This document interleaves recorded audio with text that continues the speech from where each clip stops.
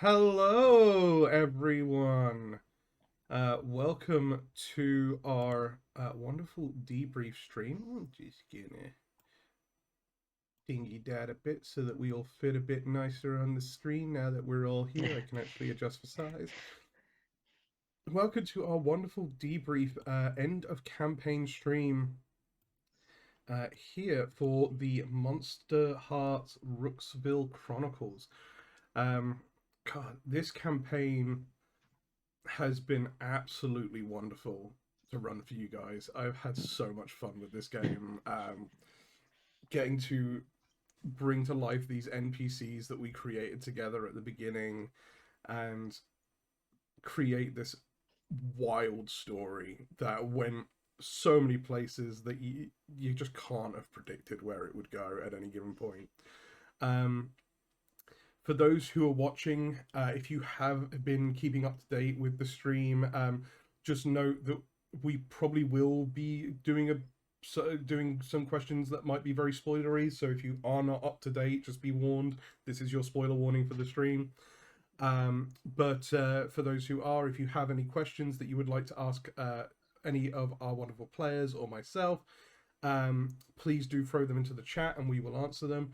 But also to my players, if you guys have any questions about what happened in our game that you would like some like more clarification or detail on, or any background on, please do feel free to ask, because I will make up an answer, because I did not plan anything in this campaign. Everything was made up on the spot, and it led to a wonderfully chaotic story. So I would like to put one potentially to you, Badger.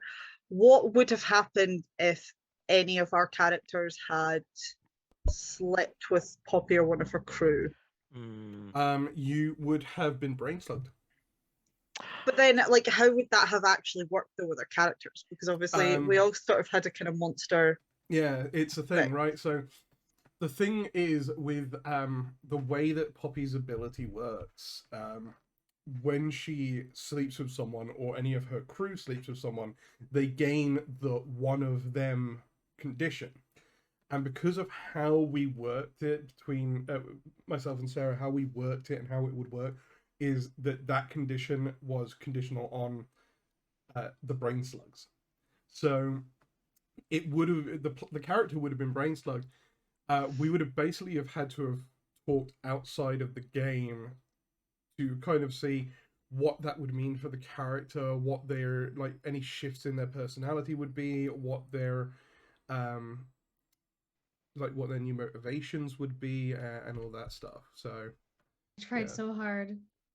I know. Part of me is slightly gutted because that could have been so interesting. I did think about it with like Nigel and Felicity and think, not knowing what would happen is like, is it worth it? Would that be a fun kind of direction? And just didn't work out like that. But I'm so gutted now. I would have loved to have seen Kitty go from fake nice to real nice because of the brain slug. It would have been like, what the hell is going on? Could you imagine? Like, to be fair, I was contemplating it when obviously they had the moment at prom, and I was like, no, and I was like, because she's that sort of person that if she's going to sleep with someone, it's going to be all out. Like, clothes would have been ripped, and she was like, no, I had to plan for prom. So yeah. Like, I was trying to get Cassidy in the beginning, but then that didn't really work. So like, okay, I'm gonna get Cassidy through Scarlet, but then that didn't work. It's like, ah. Yeah, Cassidy was very all over the place. Yeah. So when you slept with Ben, you didn't brain slug him, did you? No, I did. Oh, you did? Yeah. But why didn't you? Kitty and Ben never slept with each other again after that. After Poppy had done it. But why didn't Ben just like hand himself in and ruin his own life then at your behest? Why did he sort of carry on acting normal? I thought you'd sort of left him alone to. Okay, so I could kind of cover on that a bit. Poppy sleeping with Ben, causing Ben to be brain slugged.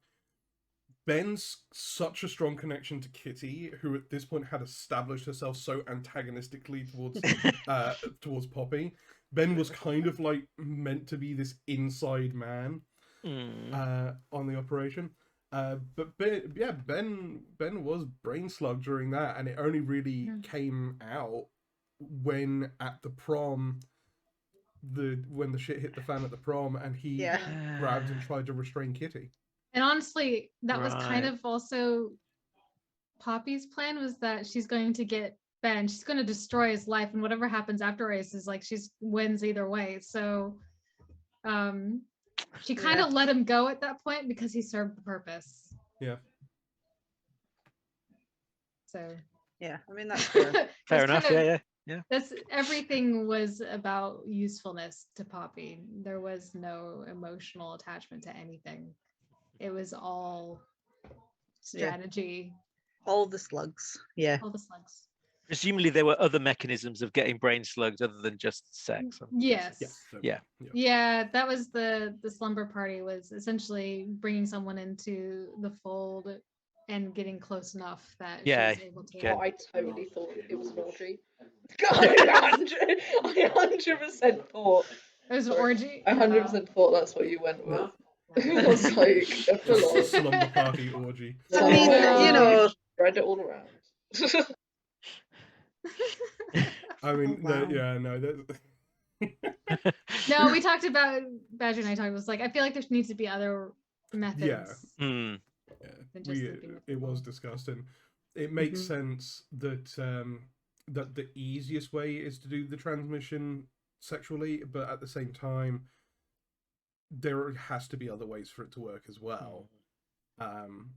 So, yeah, no, it was there was a thing. So Scarlet, I don't think Scarlet ever actually slept with Poppy. If that was the case, I think Scarlet, Scarlet kind of got hers through another means. Yeah. Yeah, I imagine it would, but obviously, sex is probably the least suspicious way, almost. Oh, 100%. Makes sense. Yeah. You know, because it's like, obviously, you know, it's an easy way to get close to someone. Yeah. It's an easy way to get close to someone. In high school as well, like after people start having sex, there are personality changes at that age, because it's still quite a new thing at that age. So, yeah, it made sense. It was very easy, and it tied into the mechanics of the game very well. So, yeah, there's a beautiful metaphor for STDs in there as well, I think. So. Yeah, I was thinking that. Yeah, glad you said it. What Ramon is not telling you, spring slug. Always use a condom. So yeah, to protect against brain slugs. That would be the new slogan. Slugging. Definitely try to get people to wear protection. No one wants a brain slug. Oh, that was awful. I know. Sorry, dad joke. No, it's good. So, will we find out how Poppy became potentially brain slugged? Potentially, yeah. I'm not going to say anything now, because we are potentially looking at doing either a one-off or another campaign where we see Poppy before she was slugged. So yeah, no, there will be the potential that we actually see that in a stream, like an actual game stream. So I don't want to talk about that too much right now. Yeah, that's fair. Don't want to give too much away. Yeah, that's fair. I was going to ask what happened at Tennyson Mill the first time. Like on the first session. Oh, the fire. The first fire. Yeah. Right. So the Poppy's ship, the saucer that you guys discovered, is essentially it was being kept and stored in that underneath that warehouse. It literally was just like an electrical short that sparks set off, and it's a lumber mill, so everything is fucking flammable. That's fair. Yeah, so that's literally what it was that set up the fire, caused the fire the first time there was a thing up there. So when were half of the people infected? Like, was it closer to prom when the plan was going ahead? Like, not necessarily even this, like the high schoolers, but like the chaperones and parents and everything. Did that happen closer to the time? So the majority of people that got slugged were slugged, I think, in the period after Poppy's house party. Like between that session and the session following, and I forget what the session following was now off the top of my head, because we had that kind of period of downtime there. But even at that point, at the house party, Sam and Benji were getting close. Poppy, someone was getting close with Nathan. So there was quite a few. Poppy had already been close to Nathan before that. Oh yeah, no, Nathan was because we had that was the first episode. That was very first. Yeah, you're right. Absolutely, that was right at the beginning. No, so yeah, no, it was. No, that was when Nathan was in hospital. Yeah, that's when Cassidy punched his face in. Yeah, so that was a lot of that, but yeah, that it was kind of after the house party that a lot of this stuff started happening, and a lot of people started getting slugged after that party. Yeah, it's funny. It was after, I think it was the first episode where Kitty and Cassidy were in the car with Kitty's mom, and we said, it's like Kitty's mom said, "Oh, she's not that bad." Afterwards, I was thinking, what if she's already gotten her? I mean, that's so because you guys are making jokes. Yeah, because you guys were making jokes about how she was on Poppy's side. Yeah. Yeah. No, so, and she was at that point. Kitty's mom was already slugged at that point. Because that was through Poppy's dad. Yeah. Yeah. Kitty's mom was slugged by Poppy's dad. The weirdest phrasing. I don't know if I like this verb. I don't like this verb. Yeah. That happened when you guys broke into the Tennyson lumber mill. Like, whilst you guys were infiltrating, that's when Kitty's mum was being slugged. Wow. Fair. And if you had gone and explored other parts of the lumber mill, you might have seen it happen. Yeah, that would have been a very awkward. Yeah. That would have been very traumatic. Yeah. Because, I suppose she'd be like any teenager when you don't think about parents having sex. That's disgusting. Yeah. Especially your own parents, and you're like, I was conceived in a test tube. That type of idea, especially in high school, because just no. But oh god, I don't know why. I think the reason we didn't explore very much through the mill, obviously I know that Kitty really wanted to go and check that her mum was okay. Yeah. Like the first time, like in the first original fire.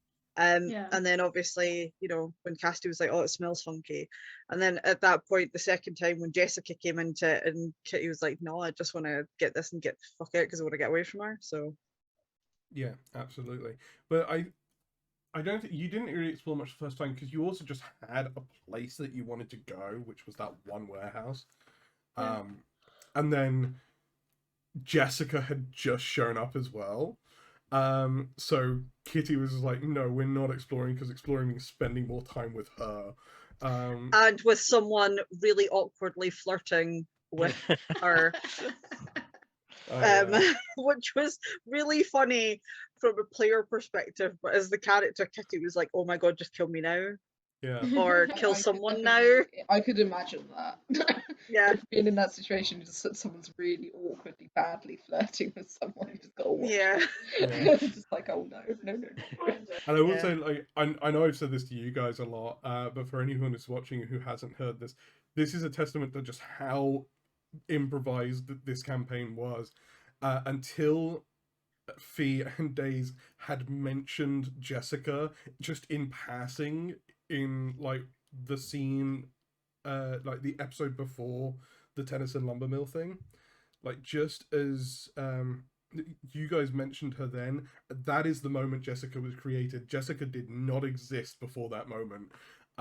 So when she shows up at the end of that episode, even though we don't know it's her until the next episode, when she shows up, that is literally just me taking something that you guys said and just running with it. And we had this whole new NPC come in, who I really loved. I actually really loved her as a character. So yeah, she was. I think it was a good twist for the. Like, to be able to make up a character from just a name is awesome. Just being like, that's what's happening now. Yeah, absolutely, that was it, and that's that's kind of what you got to do in Monster Hearts, because you can't control the chaos that is this game. So you got to just take what the players say and roll with it and run with it and do that. So yeah, she materialized as a full character in the space of the like few seconds between you guys mentioning it and her riding in on a motorcycle. I want to know what the ghost sex move is. Yeah, I was wondering about some of the ghost stuff as well. It was sharing a secret of each other, I think, wasn't it? Yeah, I'll look it up and read it, because it's actually kind of sweet almost. I was wondering what was going to happen. Like, I was like, oh, if he sleeps with Felicity, then I wonder what's going to happen to Felicity. And he's like, then he'll get brain slugged and. Yeah. So how would a ghost get brain slugs? It's like not. It goes through. I think Nigel might be the only one who would have been immune to it, purely for the fact that he's a ghost, and so it's kind of hard to implant something in something that isn't entirely corporeal 100% of the time. I mean, you say that, but then I was aware, and I mean, this is a thanks to you as a GM, that I was aware that I was playing with the rules of the ghost very fast and loose on some of this kind of incorporeal stuff. I think it literally says you can fly and pass through doors and walls. And we had people, my hand moving through people and all manner of stuff. And it was like, I mean, it was fun to do. And thanks for letting me, I guess. Absolutely, man. That was a lot of fun. And it led to our really epic, like, climactic moment. Oh, yeah. Like, that ending did not expect you to do that, by the way. That was so good. I was just waiting for Badger just to go, look, seriously, you can't just keep flying through everything you want. So no, that's not me. Yeah, he doesn't do that. But for the ghost sex move, so the ghost sex move is when you have sex with someone, you both get to ask a question of one another. Yeah. This can be asked in character or player to player, and they must answer honestly and directly. So that's why one of the reasons I was considering, sex with Felicity, because it was like that could be really powerful in terms of finding out in character what's going on. But then it was that risk of, God, will I get sort of affected? So it was a tough call. I think it was better that it didn't happen, because we saw in this game, two very strong relationships particularly for high schoolers. We saw the relationship between Kitty and Ben, and we saw the relationship between Nigel and Felicity. And they were both very good relationships, except for the blip in Kitty and Ben's relationship where he cheated. But they were both very strong relationships and very good, positive relationships, but for very different reasons. And partially that's just down to the fact that Kitty and Ben have been together for a long time at this point, and for Nigel and Felicity, it was just starting out. So I think the fact that they didn't have sex, I think made it was better for that relationship. Yeah, it felt like if it had happened, unless it happened really, really naturally, I think it would have felt pushed and rushed. And that's not Nigel. Yeah, and also Ben didn't actually cheat. Poppy was the one that instigated that whole thing. It is a kind of also we're blaming Poppy for it. So it was used through, he cheated through manipulation. Yeah. Ben. He had a rough time. He did get put through the ringer. He really did. Actually, out of interest, ended happy for him at least. Obviously, like the brain slug has a huge part in like how it works. But before they get brain slugs, does the alien have any control, like to get people to have sex with? Or? I mean, you can kind of read into it how you want to. Obviously, the way the reason Ben slept with Poppy is Poppy's hot stat is insane and Sarah rolled really well. So the seduction roll just happened and it was great and it really worked. It's also not the first time that she had done that to Ben, and the first time that she had done that, he had chosen a different response. He had gotten awkward and kind of fumbled, but she'd already kind of gotten in his head with that. Whether you kind of want to picture that as a supernatural getting in his head or just literally a mind game thing that she's played. So that's kind of the first reason it happened. The second reason is the things that Poppy said made a lot of sense to him. right? Like he's been in this relationship with Kitty for years, and it seems to be on when she wants it and off when she wants it, and he doesn't really seem to get much of a say in that. And so by saying those things and the fact that Poppy was already in his head, it was very easy for her to kind of manipulate him into sleeping with her in that moment. So I mean, it was so well played, but I was like, and then the drugs, that was... Oh, the drugs thing. So dark. Oh, Sarah, So dark. that was so hard to kind of work around, because I was just like, okay, you've planted these drugs. And it's like, does that just take Ben out of the game? Like, out of the story forever now? No. He's just going to get arrested for drug possession, and like, possibly with the quantity, like possession with intent to distribute as well. Yeah. So it's like, that could have so easily just taken Ben out of the story. But you gave me the idea. Like, oh no, yeah, the problem 100%. with that is if he had gone to prison, I think he would have probably broken him out. I think that's fair. And then that probably would have made it worse. But yeah, she probably would have. Just thank God the dice were on my side. Yeah, absolutely it was. And the fact that you were able to kind of talk him out, like talk him into bailing at that moment, bought enough time. But God, that was one of the hardest things to kind of play around. It was very good, but I honestly at that point was just like, I kind of just had to give up to what you guys decided to do with that, because if you guys hadn't intervened, I think Ben would have just ended up in prison. I think, given the quality of some of our plans, I'm amazed it worked. Yeah. To be honest, what plan didn't work? Like 90% of them. Yeah, any of your flirting plans. Okay, flirting's a bit different, but the promposal's the only one that didn't really work. Fucking word. That's the one that didn't work, really. Otherwise, all our plans kind of worked. They were just a long way around it. I can't, unless you can point another one out to me, I can't think of any other ones. Let's see, there was the whole Scarlett and Nathan thing, when you punched in Nathan in the face. That wasn't planned. That was just a reaction. In the moment reaction.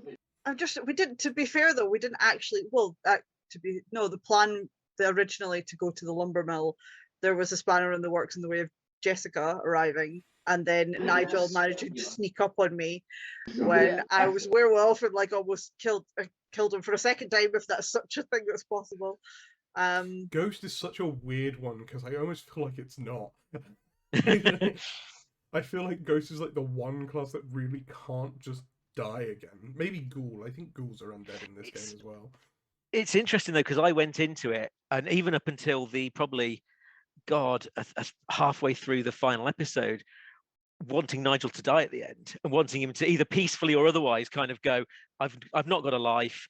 This is just hollow, and I'm just going to, evaporate at the end. And that was fully my intention. And it was only just the amazingness, I think, of those final scenes that I'm like, no, he's got this redemption. He's found this friend group, and he's found something to live for, that I didn't sort of go down that route. Yeah. Because that was what I was fully expecting with him, to be fair, was to die again. Yeah, and even that moment was not a plan, right? Like, no. That moment of him bursting out of the alien's chest carrying Poppy's unconscious body, none of that was planned.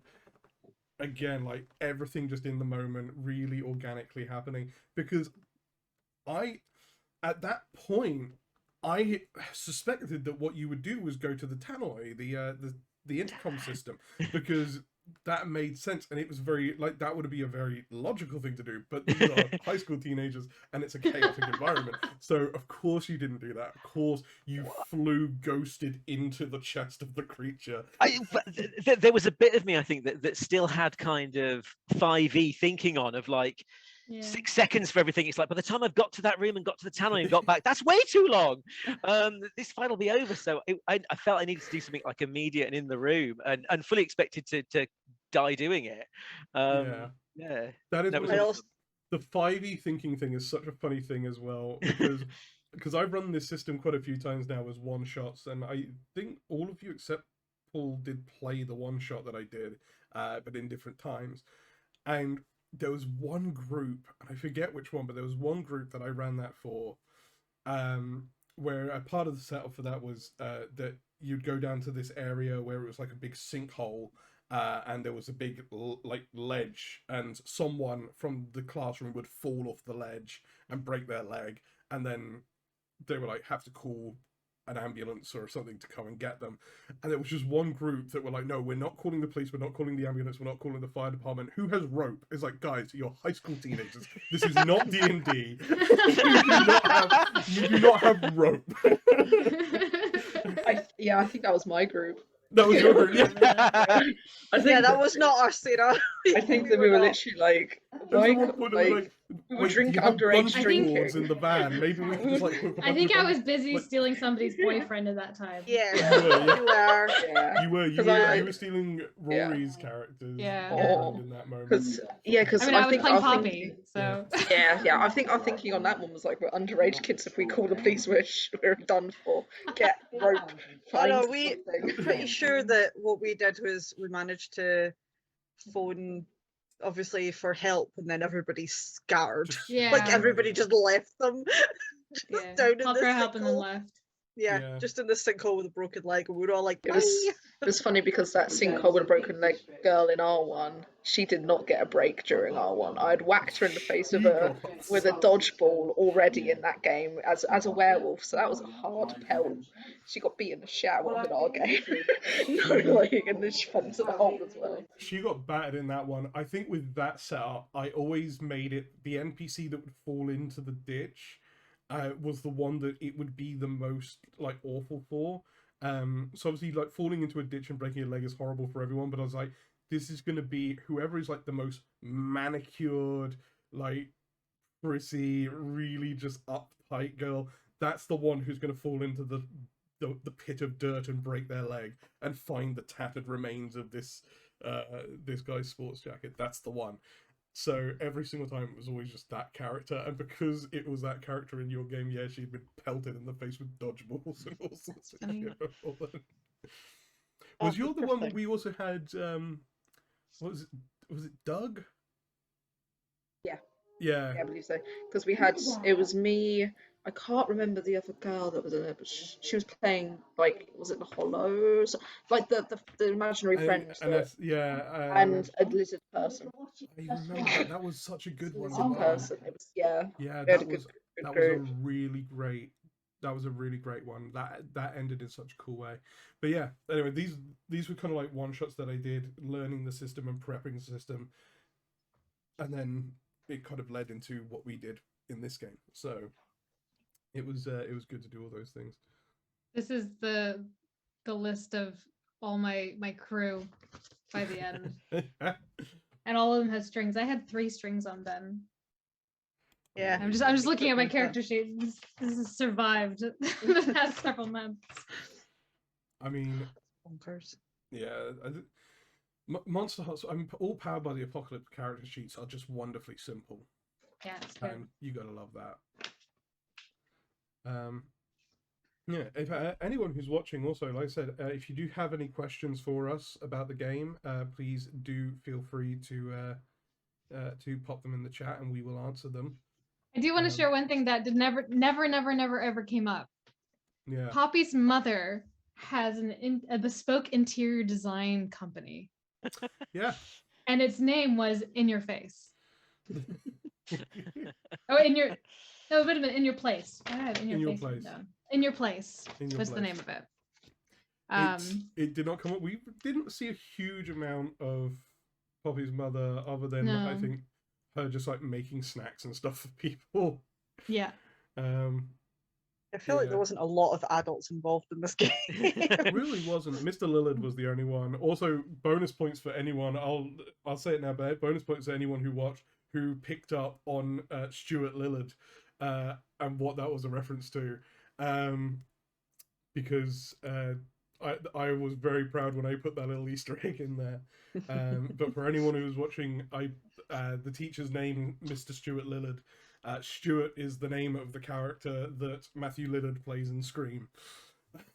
So You said that before and I'd forgotten. yeah, I haven't watched Scream in I don't know how many years. Oh, it's like my favorite horror Same, movie yeah. series. No, it I was haven't seen the new one yet, and I'm just like, It was one of my sister's favorite films. And so I did see it quite a few times, but yeah, not in years. but It's a good one. I was when I came up with that, and I was like, yeah, that's That works. full stop at the end, and that take the rest of the day off. I was on that. But, yeah. I'm just trying to think the other one. What? So I feel like because we didn't get to see a lot of Nigel and his ghostiness, which is a shame because it would have been really, really interesting. What was his like darker self thing? What would have happened with all of that? That happened at the end. Yeah, but I mean, like, obviously, because what would have happened though if he hadn't have, like, if would he have just disappeared into nothingness and then never come back? I think he stays invisible until somebody acknowledges his existence, so he can move things in a true ghosty way. So yeah, I think Phasma, where you're throwing cups when you're dead. It's that until you go, oh, it's Nigel. It's kind of that's it. He's just we're just doing that to mess with each other in Phasma. And yeah, but I think that was lovely, that relationship then with him and Kitty. I think that it was Kitty who brought him back from that almost. I think. Yeah, I feel like it was a case of, it sounds horrible, but obviously with Kitty and Cassidy being cousins, there was that whole thing of, I kind of have to at least try and get along with her because we're family. Yeah, no, but you know what I mean. It was that thing, and then obviously they then had the bond of the fact that they were werewolves. But it all sort of kind of.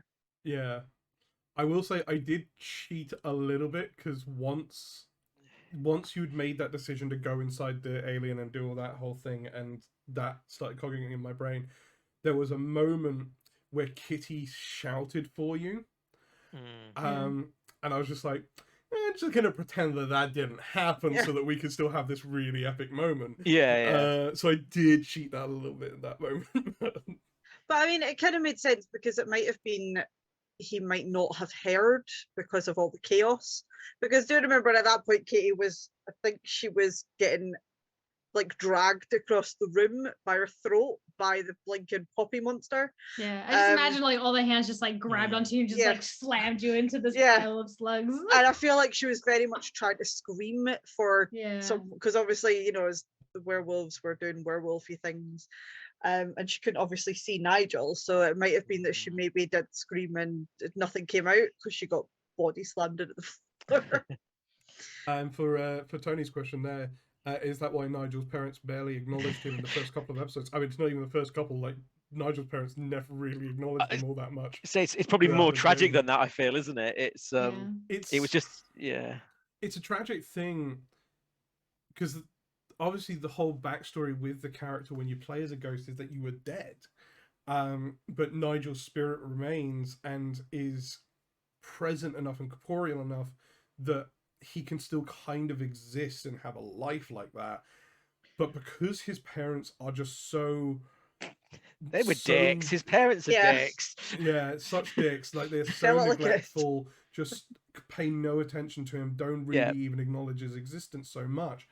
They didn't even realize something was up when Nigel ended up dead. Like they didn't even realize something was up because he was still there by all accounts as far as they were concerned. But part of the ghost and part of how the ghost works is it's about all of these monsters are meant to be kind of about teenage personalities and dramas and angst that teenagers have. And the one for Nigel and one for ghosts is that they are the person that no one pays attention to. They are, they're the outsider, the loner, the one that no one really acknowledges. And so to have his parents just not acknowledge his existence is just part of how you play that character and how you play that playbook. I don't think they knew he was dead. No, I don't. No, they didn't at all. No. They didn't notice he was alive. To be fair, let alone that he was dead. Yeah, they barely noticed him at all. Yeah, it was. Yeah. It was a proper sad backstory that I wrote for him. It was dreadful. Super sad. Yeah, because I remember it was like the second episode or something like that, and Kitty had phoned him, And he was just like, they were like, Nigel? Oh yeah, Nigel, there's a phone for you. And I was like, yeah, that's a bit harsh. It's like, you kind of gave birth to them. You should know that absolutely. bit at least. And yeah, Tony, yeah, no, they genuinely didn't know he was dead, because To be fair, the like, thing is, Nigel's... his death was never reported. No. Right? His death like was involved in an accident involving Benji and Zeke in the woods, where Benji mostly was kind of pushing him around, and then Nigel, after a bad push, stumbled, fell, thunked down, got impaled, and died. But the thing is, Nigel still kept showing up to school and still kept on going home, and so no one even realized that there was just a dead body in this area that no one went to. So, and we never found it in the sort of the series, which I was sort of wondering whether that would come up or not, but didn't need to. I mean, you guys Still only chilling. really, because it was down by the bunker where it happened. Yeah. And you guys only really went there a couple of times and didn't really like look around much or anything. It was just you took Felicity to where your dead body was. I know, how romantic. She took him. Okay, no, that's true. That's true. God, could you imagine? Oh, this is where I died. Nigel was the best. He was the best. Yeah, he was the best of us all. He was the best of us all. He was fun. He was fun. Yeah, Nigel was so wholesome as a character. He is the tragedy. He's He the is. nasty character. Oh, he 100% is. Yeah, But yeah, the fact that all he wanted really was to just be loved and acknowledged, and then his parents were like, no, and then Felicity was like, brain slug, and then it was all... But the fact that like after that he does at least get that, because he, like, Felicity is now no longer brain slugged, is now in a much more active relationship with him. He made 2 wonderful friends with Kitty and Cassidy. It worked out quite nicely for him. It did. I also feel like, Sarah, we have to play out the conversation. I mean, if you want to. Kitty and Poppy, like after everything that happened, like at graduation, and she's just like, but you're not Poppy, but you are. And she's just, I don't know how on earth that could ever go, but if you want to, I'm game. It depends what Poppy remembers, I guess, doesn't it? It's like, does her memory come back to her a bit? But if she gets sort of snippets of things, and then, trying to, because obviously Poppy will be trying to... It got established when when everyone had that freak out moment, all of the brain slug people had that freak out moment. It did get established that the person does retain some semblance of awareness during their slugging. Using the word slug in so many different contexts now. But, I feel like there's a better word. I know, but there really isn't another word for it.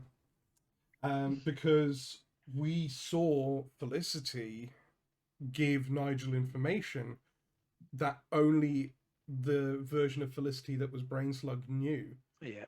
So it's so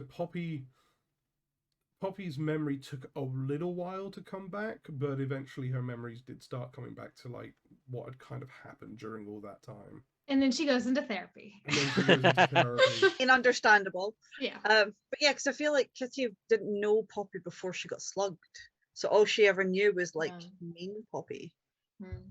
Possible.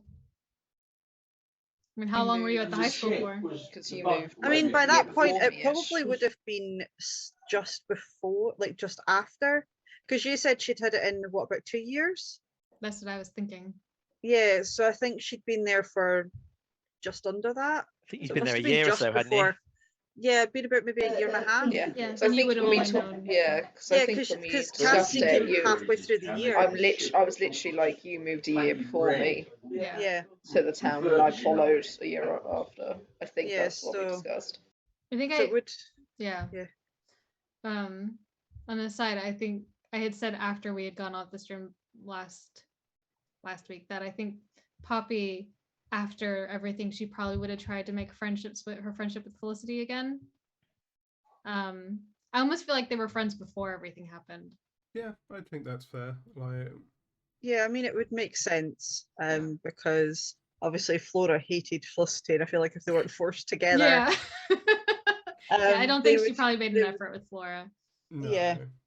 But I think that makes sense for Poppy and Felicity afterwards. Is like, I also think it makes sense that one of the first people brain slugged by Poppy would be someone she was already close to. Yeah. So I think that makes sense. Just reminded me, what happened with Peyton and Flora? Did they get together? So, sorry, there was a lot of background noise there. Peyton and who? Oh, Peyton and Flora. Peyton and Flora, sorry. It's TV and family. Peyton and Flora. Yeah, because Peyton had a crush on Flora Peyton for like had ages. a crush on Flora.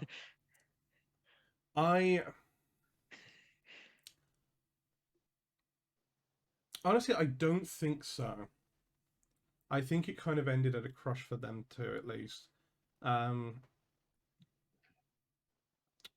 Purely because Peyton did eventually get brain slugged as well, but I think by the time that they kind of like were recovering and things like that, it was already at that point a bit weird. Hello. Random dog. I think it was already a bit weird between them because Peyton realized that she'd been having a crush on Flora, but during the time that she'd had a crush on Flora, Flora had been slugged. And so I think there was this kind of thing of like, she liked Flora when she was slugged. Now that she's not slugged anymore, does she still like her? Does she not? And that whole question was just so like complicated to try and answer that I think she just kind of left it. Because yeah, that's a difficult thing to wrap your head around. Yeah. Yeah, that's fair.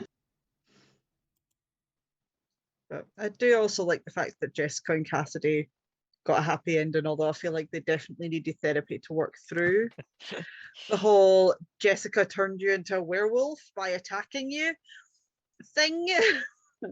We didn't talk about Weirdly, that. I don't think Cassidy would have cared too much about that. Kitty definitely would have had words with Jessica, Yeah, because yeah. obviously Jessica killed her best friend and then obviously turned Kitty into a werewolf. Yeah. So there would have had to be a sit down between her and Jessica as well, because she's like, I will put this to the back burner because you're making her happy. But yeah. Whilst Jessica on like my end was more just like the town bully, and no one really knew why, and I just so happens to be walking through the woods, she was bullying me and got angry. That was literally, so it's more of like there wasn't that traumatic bit of murdered my friend type thing there. Yeah. Still pretty traumatic, but we can actually talk about that a little bit though, because Jessica does have like a backstory and all that, and like Jessica she was turned into a wolf not too long before she turned Kitty. She actually hadn't been a wolf that long, maybe like a couple of months at that point. And she was really struggling to kind of keep it under control. So when she attacked Kitty and Kitty's friend, she was really just not in control of herself at that point. By the time that she had attacked Cassidy, she had become extremely nihilistic about the whole thing. And had basically been like, if this is what I am now and I'm just a monster, then fuck everything else. I'm just going to be a monster. So she ended up attacking Cassidy. And not long after that, she started to have like great remorse over the things that she had done. And that's that's sort of when she starts making plans to try and at least make a better difference and to try and at least make it up to the people that she's hurt. And so it's around that time that she starts seeking you guys out. And she doesn't know that you guys have moved to Rooksville. She literally just follows from miles away, follows your scent through that time, riding on the motorbike. So we yeah, must smell really bad and strong. but she's a werewolf as well who has heightened senses, so she can pick stuff up from a long distance. I've never heard the word slug used so many times over the course of an hour. I feel like I'm Yeah. trying to think of another word for slugging.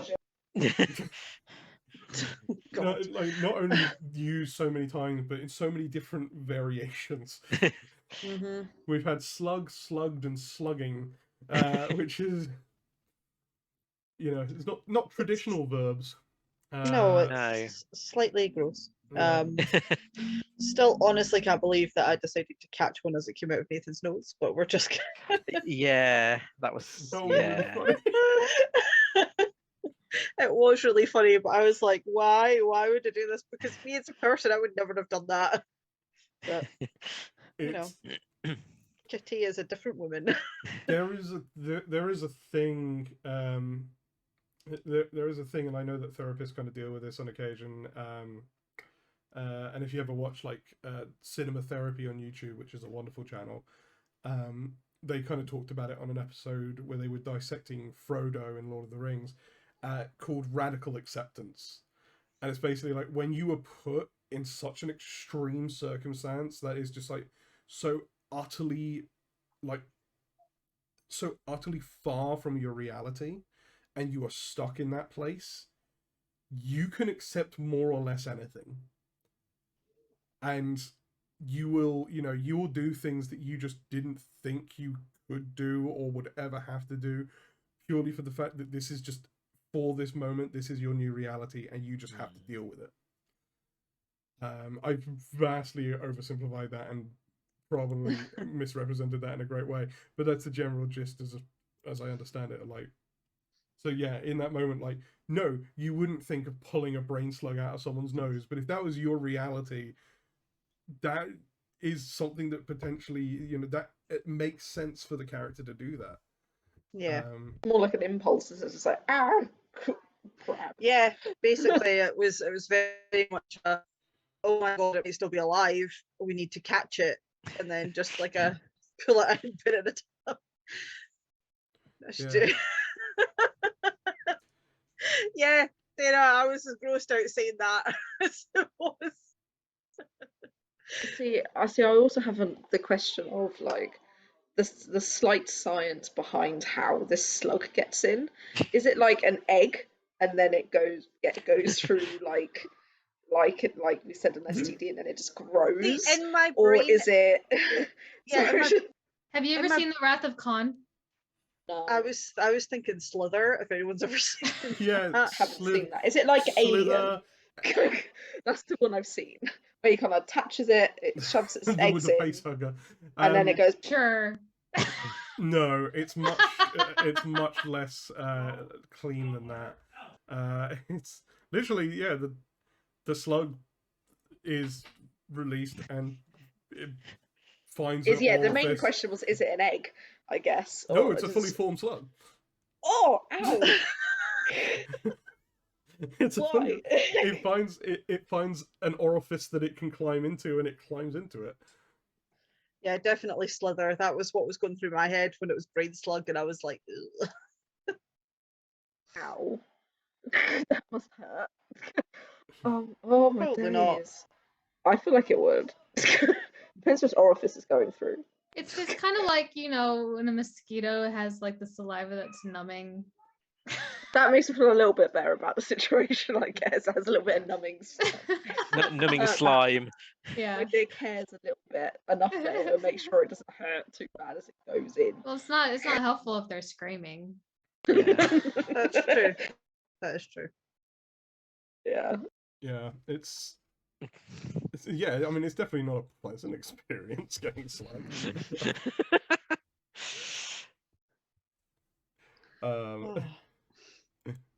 Sorry, I'm just thinking about this. It's fine. I got thinking calls now.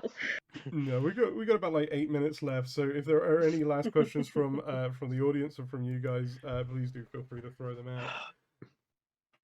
Because yeah, we've been on nearly an hour now.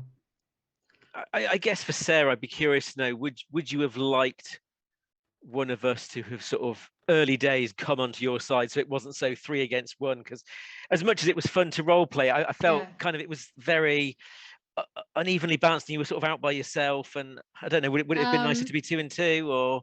I think that would have been interesting. I will admit, having a break in between the sessions was very good for my brain. I was, when we were going to play that one night, I was not prepared to be my darker self mentally. And so as much as I have to break, then coming back, it's like, okay, I can be the villain again. It's okay. Nice. So it was a bit hard at a certain point. I did have moments where I thought, like, right at the early beginning, thinking, oh, Cassidy's gonna might end up getting a crush on Poppy because Poppy's a bit of a bitch, and I don't think Cassidy's the type of person I would like that. Needs to sort of shit out. Cassidy, yeah. But from everyone other than Scarlet, that she kind of like was like, oh, they're hot, and was like not the nicest of people, and that was Poppy and Jessica. So yeah. But yeah, I was thinking Cassidy might have, but didn't. Yeah, there was definitely a chance for that. I think it would have been interesting. There's many directions Poppy could have gone in the very beginning. Not so much in terms of her personality and how she was, because but her plans. I think it was also quite interesting. It was challenging to find a good balance on that as well, because I want to give everyone a chance to do stuff and be present. But when a lot of it is you three in a scene and then Sarah in a scene, it becomes very hard to try and balance that out a bit. To be fair, I was thinking when it was the night of the house, it's obviously Poppy's house party, that I was almost tempted to have Kitty sleep with Benji. But then the whole thing with Cassidy falling into the swimming pool and that whole shenanigans. I'm sorry, why is it technically Cassidy fell in? Paul fell in, Cassidy saved. Okay. Yeah, but I believe I did it as a distraction from your awful flirting, though. You tried not, but you fell in. You still fell in. Well, I feel this is what I mean. I feel like because of Nigel's character, like nobody probably would have noticed that it was him, or they wouldn't have remembered it was him. They would have Everyone thinks it was Cassidy. They all would have remembered Cassidy and her big, display. And Scarlet was actually really confused as to why you jumped into the pool, because she didn't even really notice Nigel. Oh no. I noticed Nigel. It's okay. Tony, the episodes are going to stay on YouTube. They'll just be there, so you can catch up when you're able to. Yes. I'll be moving the last 2 episodes onto YouTube sometime this week. Absolutely. There you go. They will be there. I need to close that down so that doesn't keep pinging, because my sister is sharing loads of pictures of my nieces at the moment because they just got back from holiday. I will say that being the villain was really fun. I did enjoy that. I'm glad you enjoyed it. Very good. Good. Yeah, you really were very good at it. It was a very fun game. Poppy was a very unique character to play. It was interesting to be in a position of just 100% not caring about anything except for this one track mind, this plan. And so it was a lot of strategy and puzzle pieces, or chess pieces. Absolutely, yeah. So it was fun. It was lovely. So thanks for for me letting me be the villain. Yeah, absolutely. No, it was really lovely for me to not have to create this big villain story or anything like that. Which, if Poppy hadn't been the villain, there wasn't going to be a villain straight off the bat. It basically would be whoever you guys kind of ended up singling out as the antagonistic character would end up being a villain of sorts. But I didn't have to do that in the end. I got to just kind of be all these other NPCs who were a lot of fun to try and play. So yeah, it was weird. I was being the character that I always tell everyone not to be. Yeah, but I like how we did sort of talk about it beforehand and go, we're all cool with it. Especially because I knew that there was going to be this very intense rivalry between Kitty and Poppy, and I'm genuinely surprised that both of us survived to the end. Well, what's interesting is that it never really came out between them. Yeah, we were. They both knew. I feel like it was very much I knew what you'd done, you knew that I knew what you'd done, and we were both just like, no, but in totally different ways, because obviously Poppy was very much I'm the queen bee, I'm the lovely, beautiful, girly girl, everybody loves me, I'm so nice and sweet. Kitty was like, I'll just deck you if you're not careful. So I'm genuinely surprised that one of them didn't die at the end. There was also in my brain, there could have been the thought that they might have ended up together, potentially. Oh gosh, lovers to enemy. It didn't lovers, obviously. Yeah, it didn't quite play out that way, but that was one of the things that could have potentially happened. But yeah. I know that we did talk about who doesn't love an enemies to lovers arc? Like That's probably true. my favourite type of arc there is enemies to lovers. I mean, that's fair, but yeah, I know we did talk about it, especially because we were going to be kind of mean to each other. So it was all above board. Everything was all talked about beforehand. Yeah. So. It is a game of relationships, which is so wonderful, because I think most tabletop RPGs, like we see relationships in RPGs, and we see friendships, and we see these kind of bonds, but nowhere else is there a system that is so intrinsically based on the relationships that these characters have, both with each other and with other characters. So the fact that, yeah, it could have gone that way. It could have, Poppy and Kitty could have gotten together. Poppy and Cassidy could have gotten together. And it's the fact that there are just so many kind of options there. And the fact that, like, Cassidy starts off this game, and because the werewolf is built into the werewolf is this thing that you have a character, this one character who you're obsessed with. And typically, most people play that as they are romantically obsessed with this person. Whereas in Kitty's case, it was a antagonistic obsession with Poppy. But Cassidy's obsession was with Scarlet. And so we start off the game with her pursuing Scarlet and the kind of things that happen there. And that gets broken down by Poppy quite quickly with the Nathan storyline and Cassidy pummeling Nathan into a hospital bed. But then after that, at the house party, Cassidy and Scarlet start to heal, and they start to that relationship starts again to kind of kindle, only for Jessica to show up and completely change the direction that Cassidy wants to show her affection.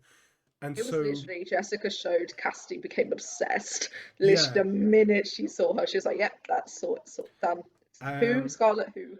Which is a testament to your portrayal of the werewolf as a playbook, because werewolves are volatile. They're spontaneous creatures, right? They're supposed to be very like in the moment like that. So the fact that this entire romance story with Scarlet kind of just gets abandoned completely in pursuit of this new romance is very, very in keeping with the werewolf playbook. So yeah, I felt like, yeah, and I always imagined Cassidy's character as very like something very little could happen and her opinion can change about you like that. 100%. And so much had happened with the Scarlet thing. And then immediately it's this person, oh my gosh, this person's like me, understands me, she's hot, oh my gosh. And it's just kind of like, that's perfect, sorted. And it wasn't. I feel like, yeah, that's also part of the relationship between Kitty and Ben as well, which is why it was on again, off again. Yeah. Because obviously it would be like someone new came in, or, like someone did something and all of a sudden she was just like so onto them. But obviously she was always very obsessed with Poppy, and the whole, oh my god, I hate her but I kind of don't, but I do because she's a bitch, and that whole thing was still going on. So obviously anytime something happened, that probably would have triggered the kind of off again thing, which also kind of ties into that's like totally unfair to Ben. I know. And it is. You're not wrong. It really is horribly unfair to Ben. Oh yeah, like I did feel really bad for. He was the one that was put through the ringer. Ben really was. Ben. I mean, Nigel ended up in hospital, and Ben, I still think, had it worse. Yeah. But Nathan went to hospital, but he got a good thing, because like brain bug got found. How did the doctors react to that? That's my last question. They scan it and they're like, what the fuck is that? They thought it was like a tumor. Okay, so they didn't like look at it and think that's a very movable tumor. They thought it looked like a tumor in his brain. You had essentially disabled it. Like it was still there and it was still alive, but you'd essentially, for lack of a better word, you'd knocked the slug unconscious. So it wasn't controlling him anymore, but it was still very active. However, because of how the brain slug attaches, and it attaches quite deep in like the brain stem to really get control of this person. Because of how it attaches, it was in a place where they couldn't really remove it. But so when they scan it, they just see, oh, there's this thing on his brainstem. It looks like a tumor. In order to confirm that, like we have to kind of like test it. But the thing is, to do that, we've got to get in like dangerously close to that part of his brain, and that's a risky Probably a move. good thing. I just imagined the doctor like opening him up and thing just squirts at someone else. It's just in my head. Yeah, I mean, it's just like attacks. It was very much it was very much a weird kind of situation, but it was very easy for them to kind of rationalize it. The human brain will rationalize things very well if it doesn't understand them. We'll find a way to rationalize it, and we always do. And then like American healthcare, they're not paying for that kind of stuff, are they? No, exactly. Yeah, insurance doesn't cover brain slugs. But yeah, it's a thing that like you see something that doesn't look right, it doesn't look normal, and generally you'll rationalize it as something that is normal. And then you do have just some weird people that are out there that believe in ghosts and aliens and werewolves. And they're just gonna go, no, this really is a supernatural thing. It's like, dude, it's wind. It's wind and light. I be that person that believes in ghosts, so I be Fair enough. Fair enough. But I think we've just gone over an hour. So man, I want to say that entire game, I had 4 failures because I was marking XP. I didn't get any additional things on my playbook. Yeah, and I'm a I little didn't bit either. by that, I think I only had 4 rolls, to be honest. I failed a lot. Yes, we're aware that Cassidy failed a lot. I leveled up. I think I did it twice. Cassidy has done what Dorian does in most of my games, where they have incredibly good stats but just really bad rolls. Yeah, it's because I used Roll20 all the time for like the first 4 games. Times, don't use Roll20. I don't. I even brought digital one of dice is the worst. these things. I've got it all set now. You got your dice tray and everything now. Yeah. Good. But yeah, you did roll against type for most of your rolls, though, didn't you? That was the yeah, for all the minuses, like oh yeah, minus it's dark, cold, and you were rolling a lot of darks, it was really because I was, for someone who flirted a lot, I didn't actually roll hot that often. But when I did roll it, I failed it. I'll be honest, I rolled so bad. Because half the time I couldn't tell if you were flirting or you were having That's having fair, a panic because attack. you know what? You know what? Neither did Cassidy. They're kind of intermingled. There were a number of times where you had to ask me if you could roll hot for flirting, and I was like, that was flirting. To be fair, I'm really bad at flirting in real life. So I'm playing a character that's bad at flirting, and I'm also actively bad. Yeah. Every time I tried to be good, it made it worse. So it was like, this is just bad. And I thought negative made it positive, but in this case, it just didn't. No, it doesn't. But to be fair to Cassie, she did end up with the hot girl at the end. So exactly. Exactly. Who needs good flirting when when people it happens? Jessica just found it endearing, which really worked in Cassidy's favour. You know what? Endearing, that's a take it. Cassidy will take endearing. It's still a win. You still get the girl at the end. That's all that matters. But yeah. Anyways, thank you guys. Thank you guys for joining and playing in this wonderful chaotic game, and helping to create this amazing story that we came up with.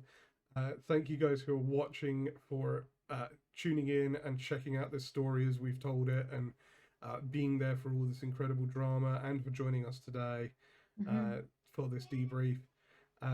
If you're watching this later on YouTube and you have any further questions, do please feel free to pop them in the comments, and I will do my best to reply to them. We're going to have a break from the Monster Heart streams. I'm not jumping straight into a new one because I've got some other stuff that needs to happen. But tomorrow we will be starting a new live stream Let's Play, which our wonderful Fee will be running. So make sure to come and join us as we play Vampire the Masquerade, which we're very excited about. Yeah, it's going to be Badger and myself and Rob, who has been in a couple of our streams before. He was Chris our first ever guest on Homebrew Labs, Rob. Yeah, Chris does a lot of Phasmo stuff. Yeah. And Chris has been in a few of our Phasmo streams, and he's done a few Homebrew Labs as well. Homebrews as well, yeah. So yeah, make sure to come and check us out as we play through this game and figure out how disastrous our vampires really are going to be. Yeah, it's going to be very dark and very gory, so just... Yeah, we have some very tragic backstories. Tragic backstories, super tragic backstories, and then also just some very messed up characters and personalities. Yeah, so big trigger warnings. Huge trigger warnings on this. Things will probably not be in a lot of detail. Yeah, there probably won't be a huge amount of detail in them because I probably won't go into that much detail, but yes, it is going to be going from this lovely, slightly cutesy but it's like, vampires. Proper dark vampire story. Yeah. Oh yeah, I know it's gonna start with a bang. We'll just put it that way. So make sure to come and check that out, provided you're you have been warned, but do come join us and watch it because it's going to be a lot of fun. I'm posting these on my personal art Instagram. Amazing. They're so cool. So this gives you the flavor of the campaign. Absolutely. Messy. But until that one, we will have another Monster Heart series eventually. But we've also got the end of our Ever Chosen campaign, which is going to be running over the next, probably finishing over the next couple of 2 or 3 months, I think. So yeah, make sure to come and check us out on that one. And everything else that we do. We are Wayfarers League, and you can find us at wayfarersleague.com, and there are links on our website to everything and anything that we do. Make sure, if you're watching this on YouTube, to leave us a like and subscribe. And again, any comments that you want to ask us about this game or the system, please do feel free to post them, and I will do my best to respond to all of them as soon as I possibly can. But thank you all, and have a good evening. Bye. Bye. Bye.